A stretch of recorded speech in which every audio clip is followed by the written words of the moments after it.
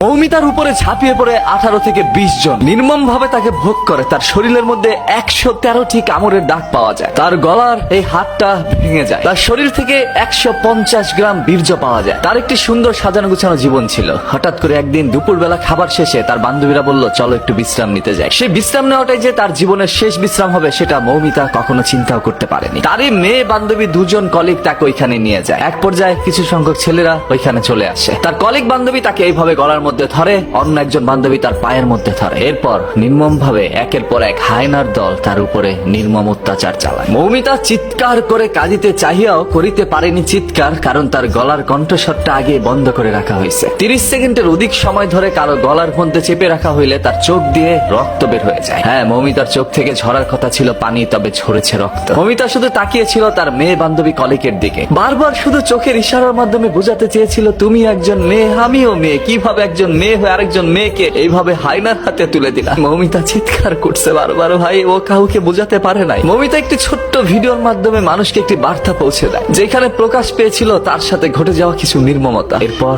তাকে এই দুনিয়া থেকে সরিয়ে দেওয়া হয়। মৌমিতার সেই ভিডিওর বর্ণনা যদি আপনারা একবার দেখেন, তাহলে আপনাদের চোখ থেকে অশ্রু ঝরে যাবে। আজকে পুরো ভারতবাসী এটা নিয়ে প্রতিবাদ জানাচ্ছে আজকে বাংলাদেশের মানুষ। এবং এই ছবিটি ফেসবুকের মধ্যে ঢুকলেই দেখবেন আপনার সামনে চলে আসছে। হয়তো আপনারা অনেকে পোস্টটা পড়ছেন না, শুধু ছবিটা দেখে ইগনোর করে চলে যাচ্ছেন। হ্যাঁ, কারণ ঘটনা তো আপনার মা বোনের সাথে ঘটে নাই বা আপনার সাথে ঘটে নাই, অন্য কারোর সাথে ঘটলে তো আর আপনার কিছু যায় আসে না। যদি আসলে আপনি একজন মানুষের মনুষ্যত্ব বেঁচে থাকতো, তাহলে অবশ্যই এটা নিয়ে পোস্ট করতেন, শেয়ার করতেন এবং প্রতিবাদ জানাইতেন। গতকাল থেকে অসংখ্য মানুষ এটা পোস্ট করেছে এবং মানুষ আমাকে বলছিল, ভাই এটা নিয়ে একটা ভিডিও বানান। এই সকল বিষয় তো আর মানুষের বলে দিতে হয় না, এমনিতেই চোখ থেকে অশ্রু ছড়ে যায়। এই মৌমিতার জীবনে কি এমন ভুল ছিল ভাই? ও তো সুন্দর করে পর্দাশীল অবস্থায় ঘুরে বেড়াতো। ছবিটার মধ্যে আপনারা দেখতে পাচ্ছেন কি সুন্দর একটি মেয়ে। আজকে এরকম হাজারো মৌমিতা আমাদের দুনিয়া থেকে চলে যাচ্ছে, সেগুলো সোশ্যাল মিডিয়ার মধ্যে ভাইরাল হচ্ছে না। ওই সকল হায়নার দলগুলো এখন পর্যন্ত আমাদের সমাজের মধ্যে বিদ্যমান। এবং আপনার এই মেয়ে বান্ধবী কতটা নিকৃষ্ট হতে পারে, আপনার মেয়ে বান্ধবী একজন মেয়ে হয়ে আপনাকে এইভাবে হায়নাদের হাতে তুলে দিতে পারে, সেটা হয়তোবা কখনো আপনি আমি কেউ চিন্তা করতে পারি না। এটা কখনো আমাদের বোধগম্য নয় যে এরকম কোনো কিছু আমাদের সাথে ঘটতে পারে। তার উপরে কোনো না কোনো বাঙালি ঝাঁপিয়ে পড়েছিল, সেটা এই পারের হোক আর ওপারের হোক। আজকে আমি একজন বাঙালি হিসাবে লজ্জিত।